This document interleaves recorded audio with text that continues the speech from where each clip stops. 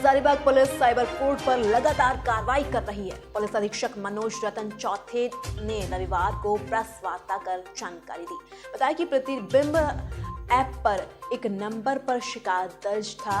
उक्त नंबर हजारीबाग जिले के कौरा थाना क्षेत्र अंतर्गत सक्रिय है, ऐसी सूचना मिली थी। इसके बाद वरीय पदाधिकारी के निर्देशानुसार टीम का गठन किया गया। तकनीकी साक्ष्य की मदद से पुराना मुफस्सिल थाने से आगे कुछ दूरी पर 2 व्यक्तियों से पूछताछ की गई। नाम पता पूछने पर उन्होंने अपना नाम नीतीश कुमार अरविंद कुमार बताया। तलाशी के क्रम में दोनों के पास से 4 मोबाइल और विभिन्न कंपनी के कई सिम पाए गए।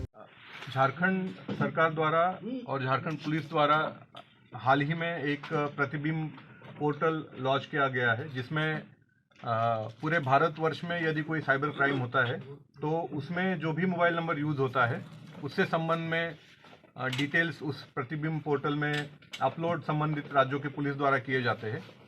उसी कड़ी में 28 नवंबर 2023 को पंजाब पुलिस द्वारा करीब 1,63,000 रुपए के फाइनेंशियल फ्रॉड का डिटेल अपलोड किया था और उससे संबंधित जो मोबाइल नंबर लिंक था उस मोबाइल नंबर का लोकेशन हजारीबाग जिले में था।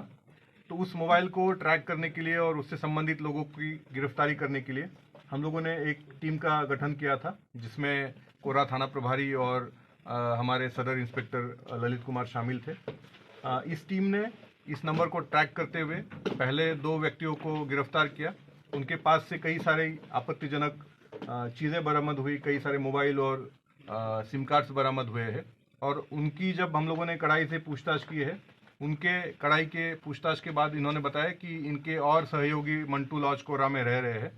तो वहाँ जब छापेमारी की गई तो और 2 लोगों को हम लोगों ने वहाँ से गिरफ्तार किया। जब हम लोगों ने उनके रूम की सघन तलाशी ली, उनकी पर्सनल बॉडी तलाशी ली, उस दौरान कुल मिलाकर के हम लोगों को जो 10 मोबाइल से जो डुअल सिम मोबाइल से वो बरामद हुए हैं। उसके अलावा 36 विभिन्न कंपनियों के सिम कार्ड्स बरामद हुए हैं।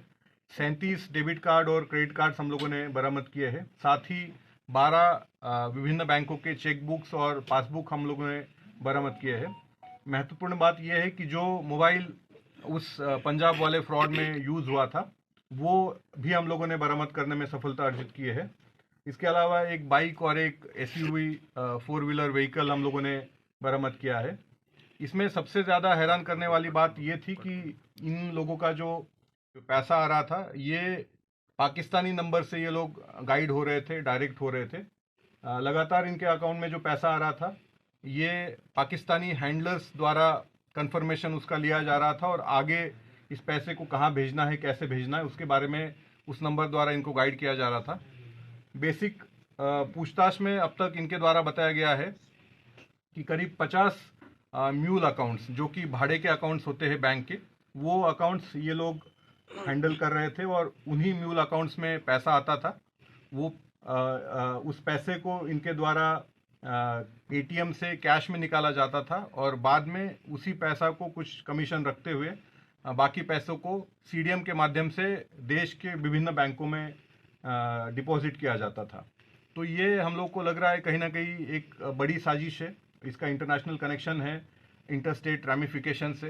तो हम लोग इसमें काफ़ी गंभीरता से जांच कर रहे हैं और मुझे लगता है कि जब हमारी जांच पूरी हो जाएगी तो कहीं ना कहीं एक बड़ा मॉड्यूल सामने आने की हम लोग को लगता है कि एक अपेक्षा हम लोग रख रहे हैं अभी। और ये जो प्रतिबिंब पोर्टल से शुरू हुई ये कहानी है, मुझे लगता है एक बड़ा मॉड्यूल ओपन करके रहेगी और झारखंड पुलिस की मैं समझता हूँ एक बड़ी उपलब्धि है, क्योंकि ये अगर पोर्टल झारखंड पुलिस द्वारा लॉन्च नहीं किया जाता तो इस तरह के जो मॉड्यूल्स पूरे भारतवर्ष में एक्टिव है उनका उद्भेदन शायद नहीं हो पाता।